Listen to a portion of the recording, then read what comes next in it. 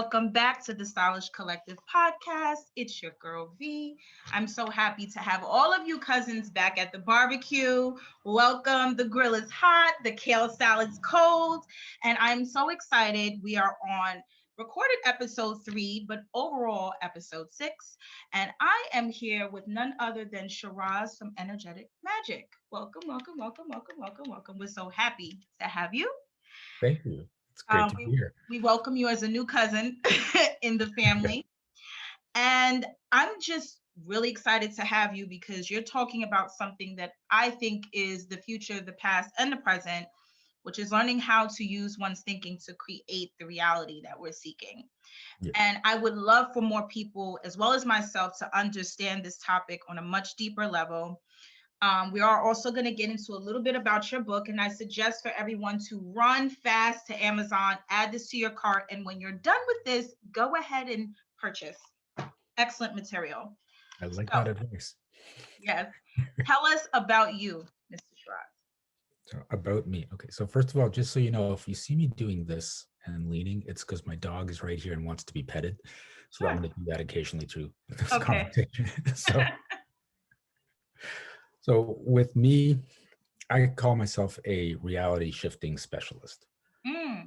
And it's, people have thought, okay, so you're a life coach or you're kind of like a transformational coach or something, but the results I've had with people have been so crazy that they've said it's just like I've stepped into a different reality. Right. So as an example, one girl I was working with, she had posted on a job board 2 years before I worked on with her. And she was starting a new business. She said, I thought I'd post there to see if anyone wants to take on my services. No one ever responded. And 15 minutes after our session, she gives me a call and she goes, I just got a reply to that posting I put 2 years ago on that job board. Wow. This is crazy. So it's like the reality just shifts after we find out what's going on inside you and shift that. So tell me how you shifted your reality to get to where you're at right now. Oh, there were a lot of shifts. The biggest one, the one that was the catalyst for all this, was because when I was 22 years old, I got rheumatoid arthritis. Right? So, and not just like a little bit, like I was every joint in my body in pain, lying in bed. There'd be times where I just couldn't get out of bed. I have memories of literally crawling to the washroom because I didn't have the strength to stand up. And it would go into remission sometimes. So I'd be able to start living a normal life, but then it would just slam back into me and I'd be bedridden again. And that went on for almost 2 decades. And eventually I was having a conversation with my dad and I said, have you heard of anything that we can do that's not this traditional take drugs or even like watch your diet? And they're like, is there something out there that can just profoundly change what's going on? And he said, there's this thing called combined therapy, and it's at this place I've heard of in India. Why don't you go over there and check it out? They've had success with multiple types of illnesses. Excuse me. And I said, multiple. And I thought that was weird because it's usually, this is a cancer center, this is an arthritis center, there's a diabetes center. And he's like, no, every illness. Okay. So I went over there, and because it was in India and I learned it was in a spiritual area, I thought it was going to be some sort of like Reiki or energy healing, laying on of hands and things like that. But this guy just talked to me for 2 weeks and he went through my entire life story. And I'm trying to figure out what was going on. Every now and then he'd give me some breathing exercises and stuff, but most of it was just this talk. And at the end of the 2 weeks, he says, okay, so here's what's happened. When you were a little kid, your mom got sick and you decided as a little kid, you're like 8 years old, you needed to be responsible for her and help take care of her. Now you didn't really do that much because you're an 8-year-old kid, but in your mind, you're now responsible for your mom.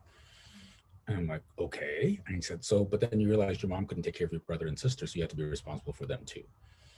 And then you added your dad, and then you added your other members of your family, your friends. And as you kept going through life, you just said, I have to be responsible for more and more people until you got to a belief that is, I need to be responsible for every person in my life.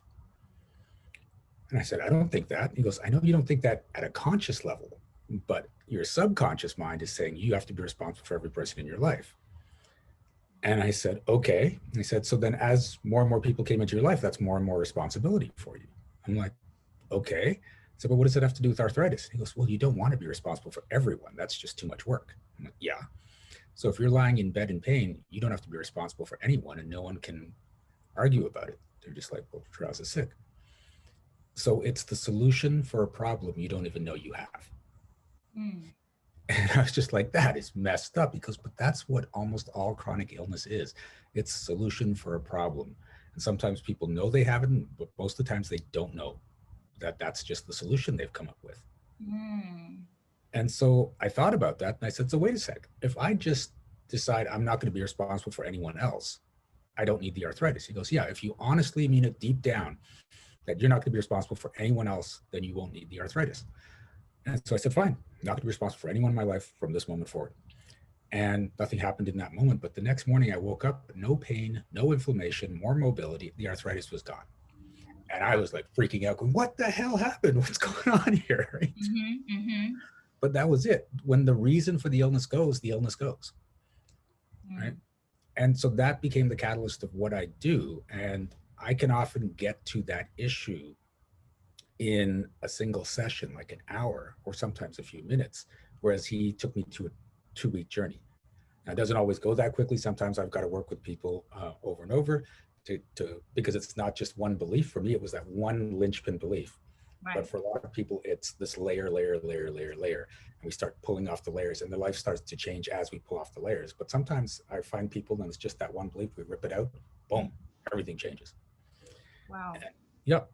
And so, and it's not just illness. Like that's what I thought. Okay, this has to do with illness. But like I said, the girl suddenly had job postings on a job board. So it works with career, it works with finance, it works with health, it works with relationships. It's all your beliefs creating your reality. What do you find is the most common linchpin with people that usually is the problem, since you've counseled so many people? What comes up most often? What do people think of me?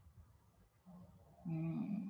So the two biggest things people try to avoid are guilt and shame. Okay. Right? And they don't even physically avoid guilt and shame. They avoid the possibility that it might happen. All right. And when you get into that space, if people might think I'm a jerk, or people might think I'm greedy, or I might get up and embarrass myself. And again, that's because you're embarrassing yourself in front of people. It's always that relationship with other people. Mm-hmm. But guilt and shame, the avoidance of them, creates the most limitations for just about everyone on the planet. So, do you believe in the concept, regarding like law of attraction? There are many, many YouTubers who have a whole manifestation coaching business, something Yep. similar but different. Do you believe in the concept that everyone is you pushed out? Do you think that maybe people start to think, what if this person sees me as themselves and then they're going to hate me, or they're just projecting themselves onto other people? What do you think that relationship is about? Yeah. And it's this big dance that's going on, because when people get into judgment of you, Mm-hmm. it has to do with what's going on inside them. Okay.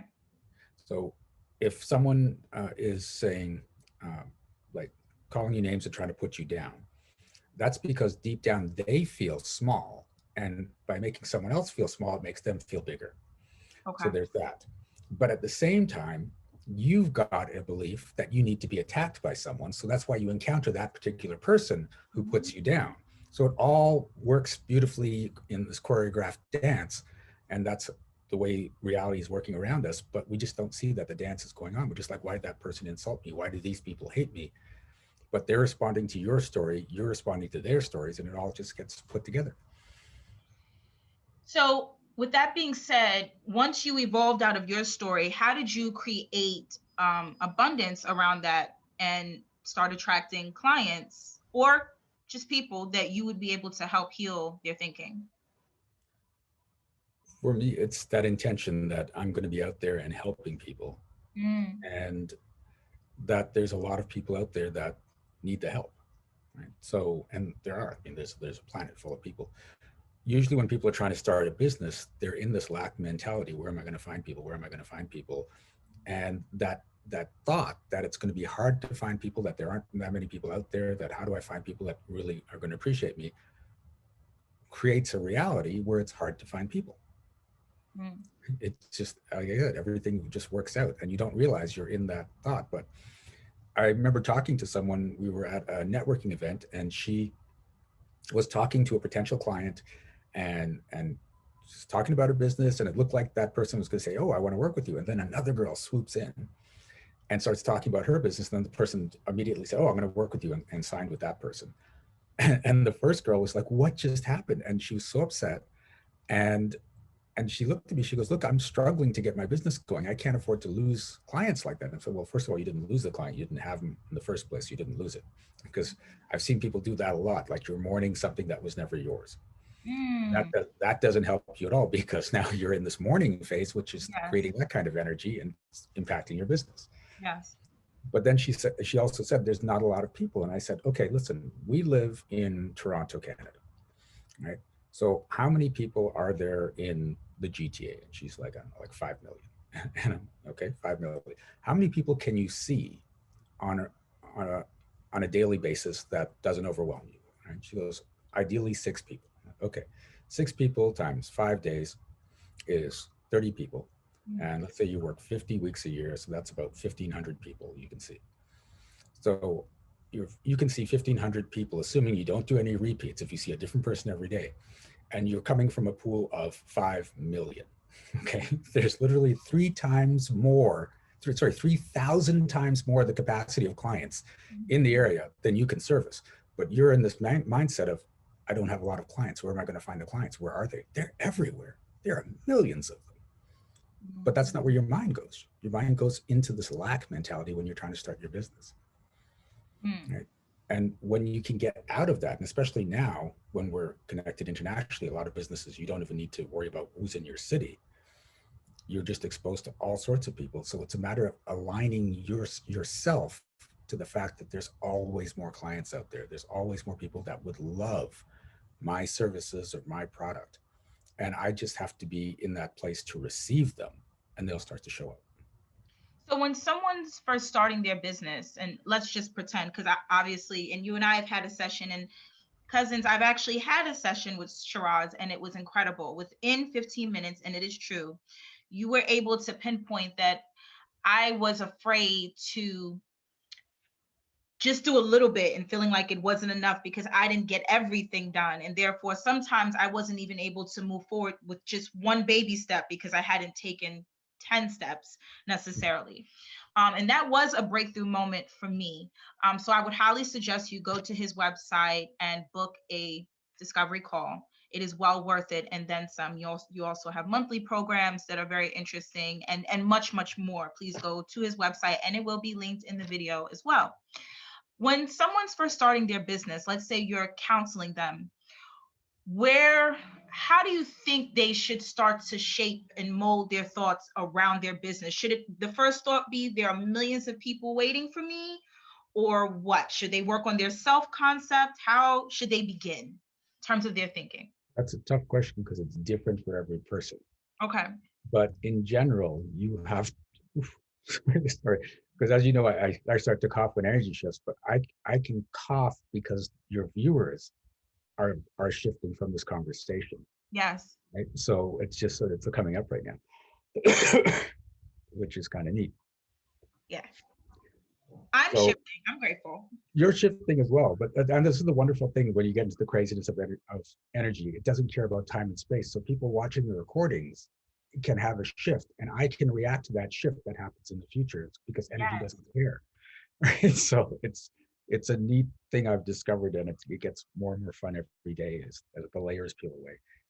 The issue with starting a business, number one, is first of all self-worth, that people are going to want to use your service, because a lot of people get into this competition. There's so many other people doing this, and how do I stand out? And and when you're in competition, you're already coming into limitation, because you're thinking there's this pie and I have to get a piece of pie.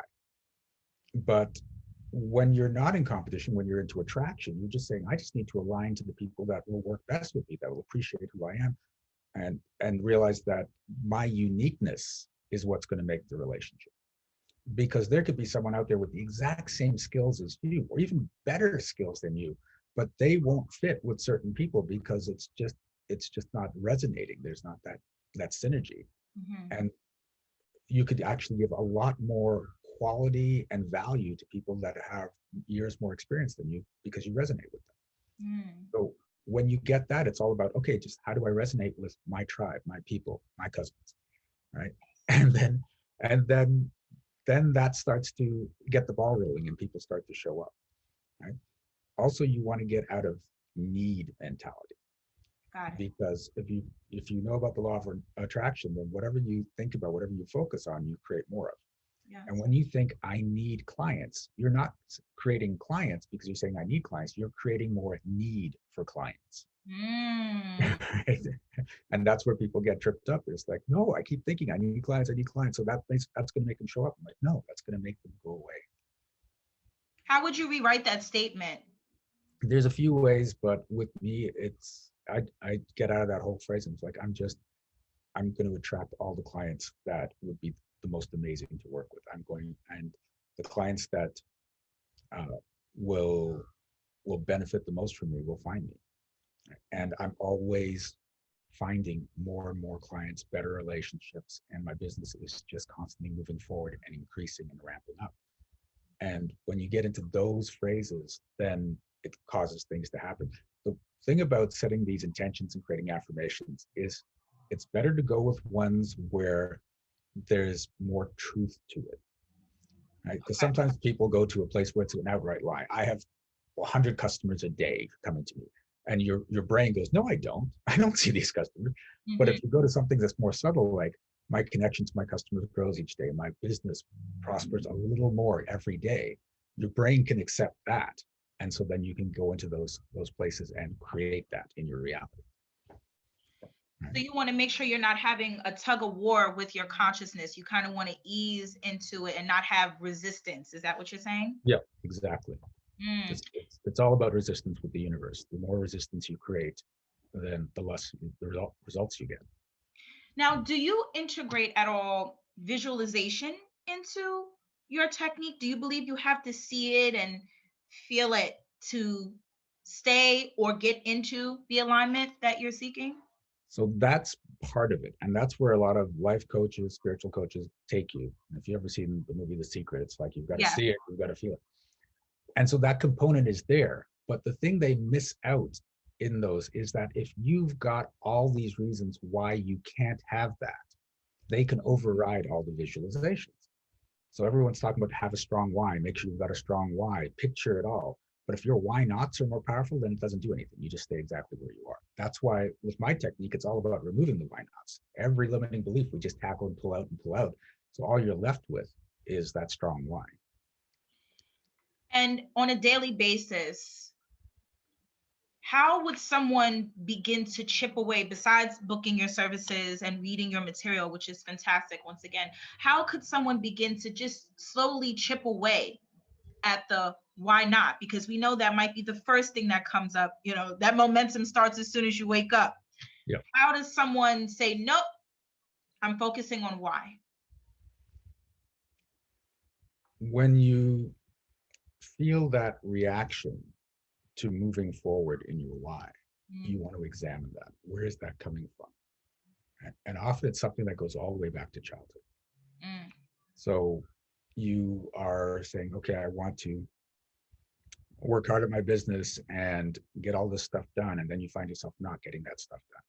Right. Right. And you're like, why am I not doing the work? I want my business to prosper, but I keep getting this block, like the motivation just goes away. And then when you start thinking back, you realize, oh, you know what? When I was a kid, I did this homework assignment. I poured my heart into that assignment, and then I got like a C in it, and it just wasn't worth it. And I've been holding that in. Like, why put in all the effort if all I'm going to get is a C? Right. Right. And you're still reacting as though you're that little child, and you have to say, okay, you know what? That's what happened to that child. I'm not that person now. You know, let's let that incident go, because now I know that effort's going to pay off. It's not about a grade anymore. It's about improving my life. And you'll find that when you hit those moments where you get nervous or scared or just unmotivated, you can trace it back. Why am I doing this? What is my benefit from not doing this? Because this is the thing. If you don't do something, there's always a benefit at some level. You just don't know what it is consciously, but if you start to explore it, you'll go, oh, okay, I get it. I get it. Wow. I do feel that is true, because that's exactly what my issue has been. I'm like, why have all these things that I'm very excited about?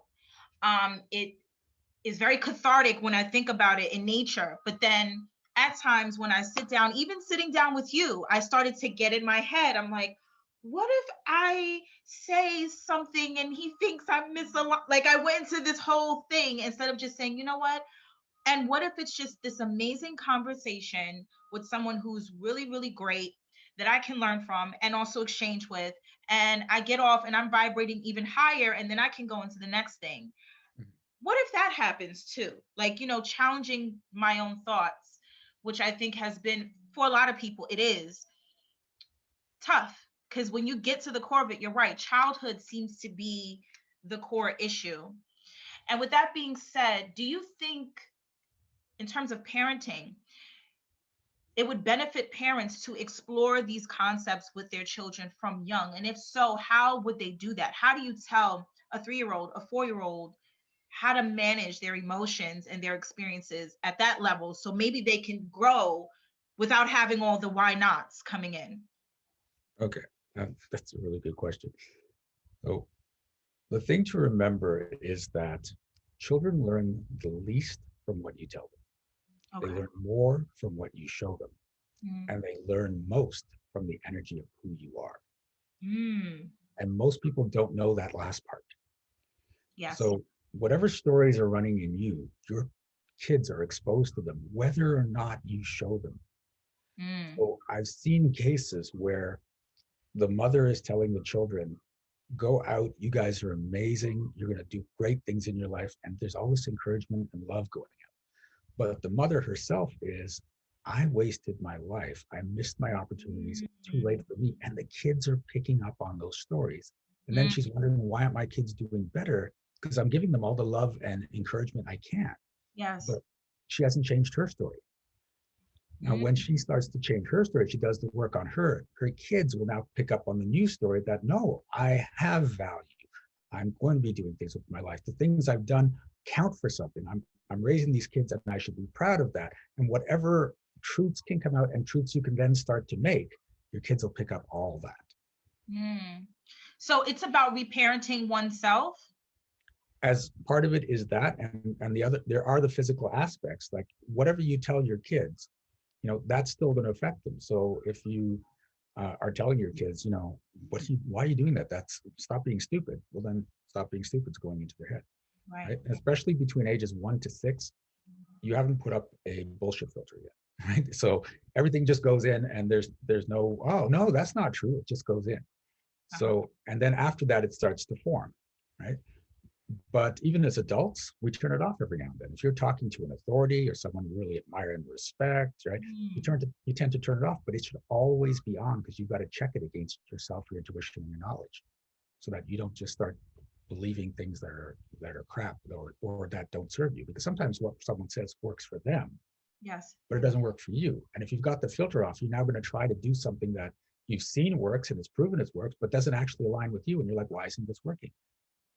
But your internal filters will tell you, that's a good idea for that person, not for you. You need to do something else. Yes. So on a daily basis, I'm curious, how do you stay in this vibration? How do you stay in this thought process? What are your daily rituals like that keep you right where you're at? So for me, it's become this natural place to be. And I'm not in it all the time. Of course, some things come up and I get upset and I fall out of it. But for the most part, I'm here because I've let go of a bunch of stories and just got into this place where the priority for my life is to have fun and enjoy myself. Mm. And I use my business as a vehicle for that. I use friendship as a vehicle for that. And I create all these vehicles to have fun and enjoyment. Mm-hmm. But that's the priority, right? It's a lot of people are coming from these other places, and a lot of them are ego-based, even though you don't think they're ego-based. I've got to prove myself. I've got to show I'm worthy. I don't have to show anyone I'm worthy. I know I'm worthy. Right. So, and that's the thing. This is the thing. You're so worried about what everyone else is thinking and what they think of you and all these judgments, and that creates limitation in your life. Right? Mm, So, I don't care if everyone thinks I'm just full of crap and they never want to work with me, because I know I have value, right? And as a result, that shows up in my reality. okay. I'm not trying to prove myself to anyone. I just do what I do. And it's neat because for people that aren't there yet, they'll say, "Oh, there's all these people that always come up and question you or judge you," and but that's because that's where you are now, right? And I had that when I was first starting out, but where I am now, I rarely meet anyone that comes up and either insults me or it says that what I do doesn't work, or if it doesn't work for a particular person, they go, "Oh, well, this isn't working for me," but they never say it's my fault. Okay. So all the judgment and accusation just goes away because it doesn't exist in my world anymore. It's just we get along, we don't get along, we resonate, we don't resonate, and everyone's happy. Mhm. So worth helps to create a vibration of attracting people who, even if they're not into what you're offering or selling, they still give you personal respect because Yes, it's based on worth. yes. So And how can one begin to heal worth, you think? again, you have to look at what happened in your childhood to make you think you don't have value, because that's Gotcha. usually where it comes from. And when you get out of those stories, when you stop looking at it from the point of view of a child, because that's what's Mm, happening with those people, they're still reacting as though they're whatever age it happened at, mm, then you can come into a better place of self-worth now. Every single person on the planet has value, right? yes. You just need to express that value. And you don't have to do it in designated ways. Like a lot of people think I've got to really work hard and build this business and create this to show I have value, right? But you can have value just by being.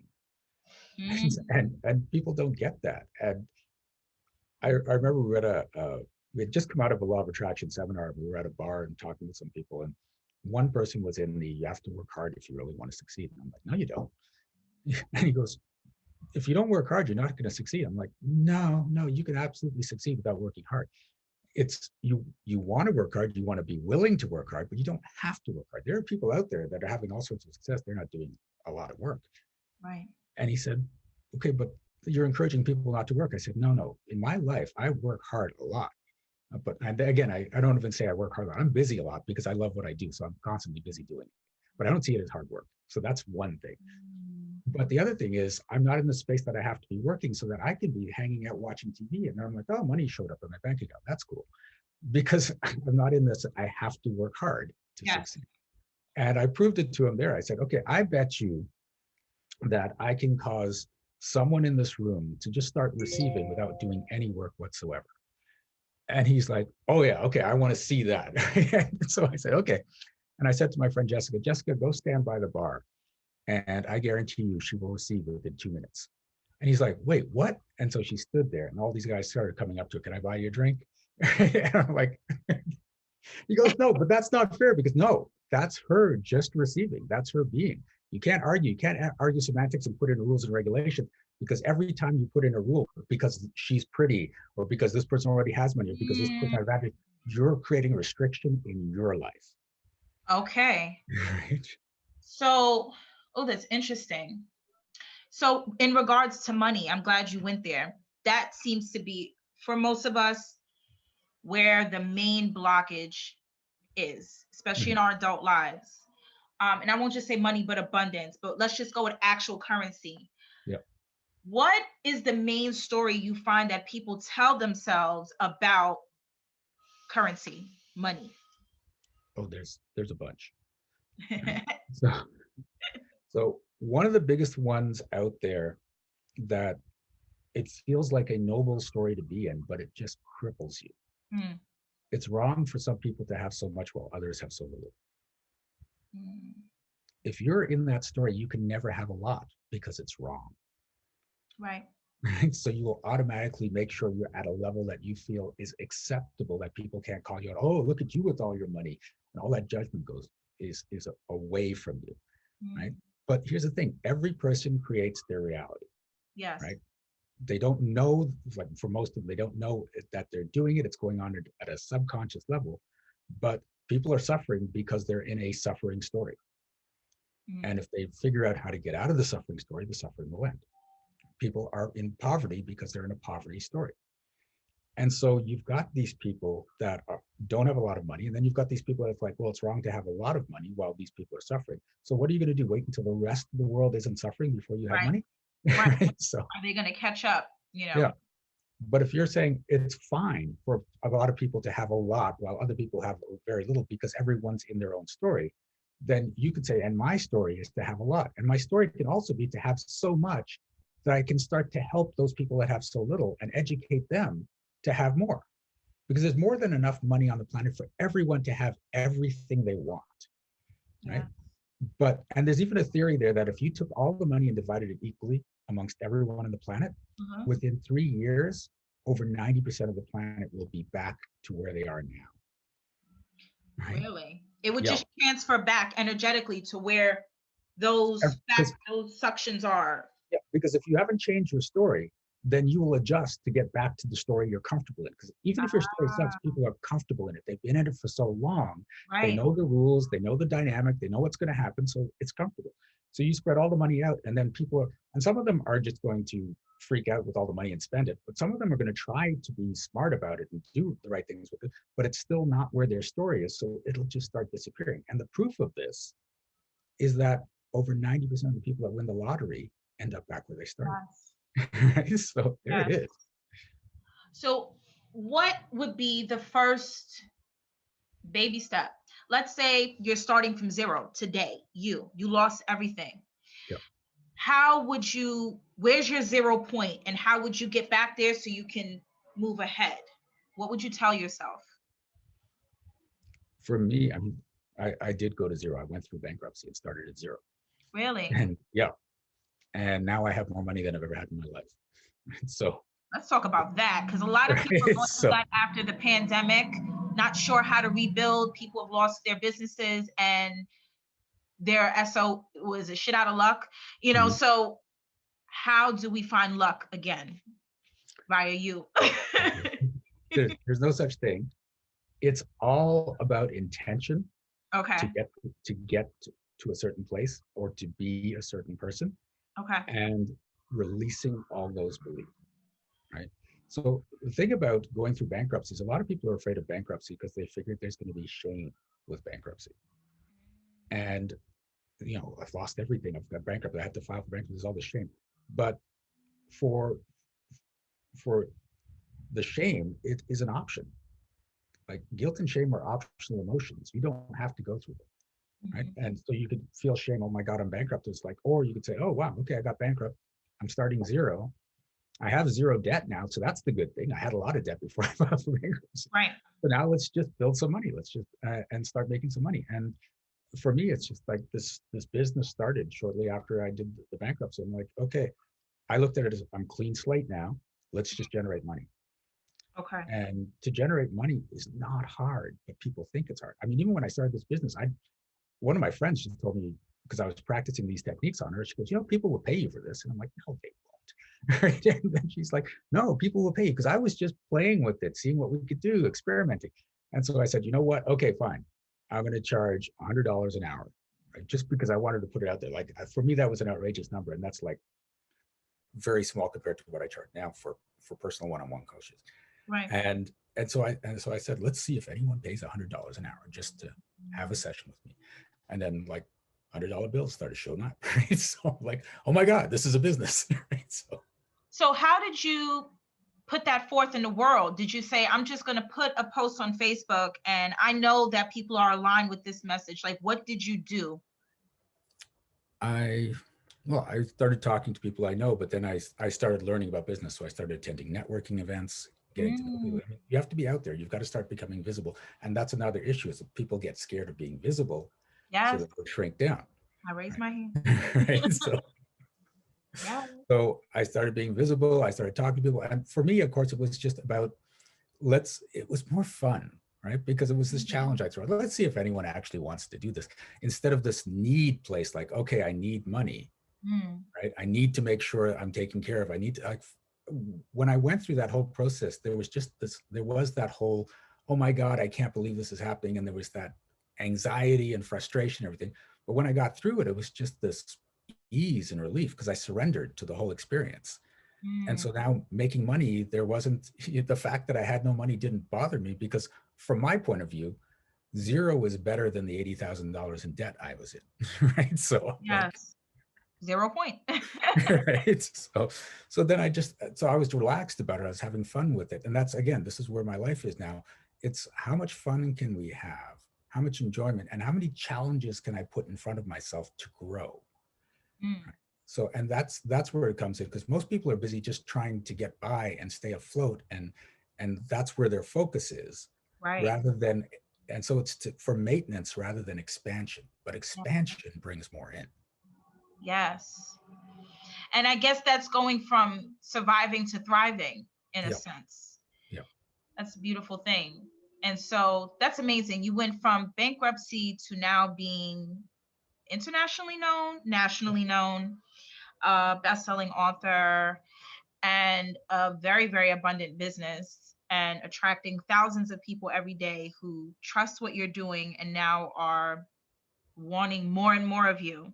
So what's next for you in this adventure that you're on, having so much fun? What are you going to do next? This year, it's about expansion in the business and getting more people into my program, and because I love to hear the results, right? Because in other coaching programs, you hear things like, well, my coach told me to follow these steps and I did that, and then I've got these results. Yes. And so, yay. And everyone's like, yeah, just follow the formula, follow the formula.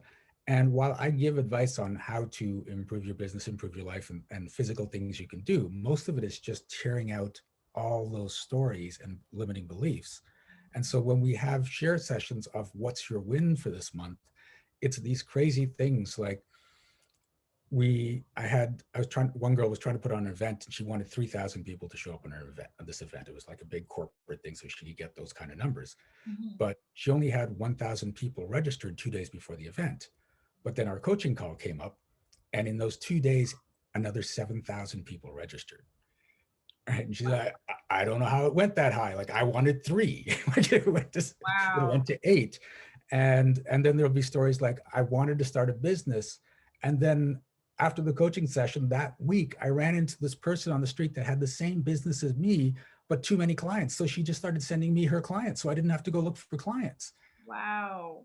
Right? So it's all this magical, coincidental, serendipitous wins, and I just hear them every month from my group, and it's fun. Speaking of which, tell us about your group and what you offer. I would love for people to hear just a tidbit and then go onto your website and learn more. But yes, tell us about your group. So the group is called the Monthly Magic Manifestation Program. So it's Okay. about learning to manifest magic on a monthly basis. Mm. And the lowest level of the program is $47 a month. Mm. And what I do is every third Tuesday of the month, I have 2 workshops, one at 1 p.m. and one at 8 p.m. And they're open to the public. Anyone can attend. But if you're just coming in on your own, it's $75 to attend. Got it. If you're in the program, you can go to both for $47 every month and get the recordings if you miss them. Okay. And that's just the basic one for people that are on that low budget, and let's get some movement going, right? Mm. And that's called the maintenance level. And above that is the 147 a month, which is the mentorship level. And in that, there's a second coaching day where there's a 1 o'clock and an 8 o'clock, but it's now just the people in the program. That's where we share our wins. There's a community forum where you can chat and look for support. There are weekly emails on whatever the topic of the month is. So we're in Success Month now. We're just about to finish it. February is Relationship Month because it has Valentine's Day in it. We have a Leadership Month, a Self-Esteem Month, a Money Month, all right, a Business Month. And so all the different aspects of your life we cover month by month through the year. Awesome. And you get discounts on private coaching and special events I do. You can get, like, sometimes I'll do a huge event and you'll get 50% off that event just by being in the program. Wow. Right? So this is the benefits of being in the group and being in a community where everyone's like, we're all about improving our lives and changing our stories and making things better. And like I said, all these stories are contagious. for you catching them from other people. So you want to be in a community where everyone's like, let's do better, as opposed to a whole community where it's like, oh, life sucks so much. What happened to you? Let me tell you about how bad my day was. Like when Yes, you're in those commiserating. environments, oh, right? The commiserating is terrible. And they do say if you hang around 4 people, you become the 5th energetically. Yeah, And we you're know the 5 is average. the number of change, and we're in a 5-year. So that would make sense. Yeah. Awesome. Can you give us your website and tell us where to find you on social media? So my website is energeticmagic.com. Yeah. The best way to find me is to go to shirazshifts.com. Okay. Like shift says, and I shift your reality. Shirazshifts.com is my digital business card. So on there, you'll find the website for Energetic Magic, but you'll find my Facebook, my YouTube, my Instagram, like everything's there. Awesome. The home of you. The home of me. And one thing I recommend is that if people are in a really bad financial state right now, I offer, and it was just last Monday, so we just missed it, but it'll come up again. The last Monday of every month, I do 5 free workshops throughout the day.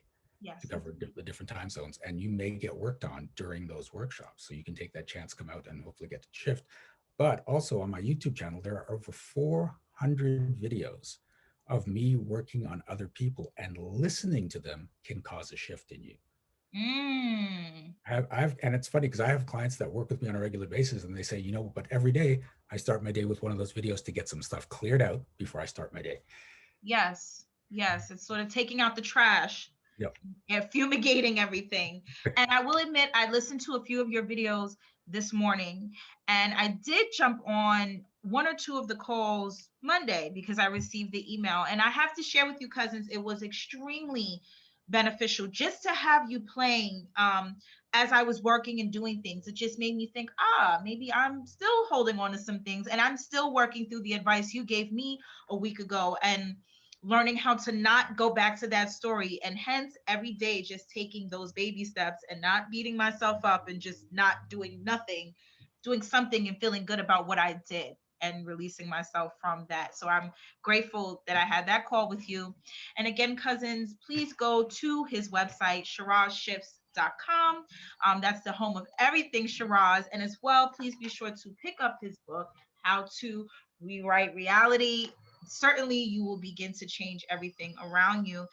I'm really grateful you came here today. All of us cousins, we live, laugh, and love stylishly, and certainly you are fabulous with what you're able to teach us how to do, rewriting our style from the inside out, which is what it's all about. I'm so happy everybody joined us today. This has been a fantastic conversation. Look for more here on the YouTube channel or wherever you're listening, Spotify, Google, or otherwise. And until then, cousins, barbecue is still hot, kale salad's still cold, shoes are still amazing, and we're all just vibrating high. Until the next time. Ciao.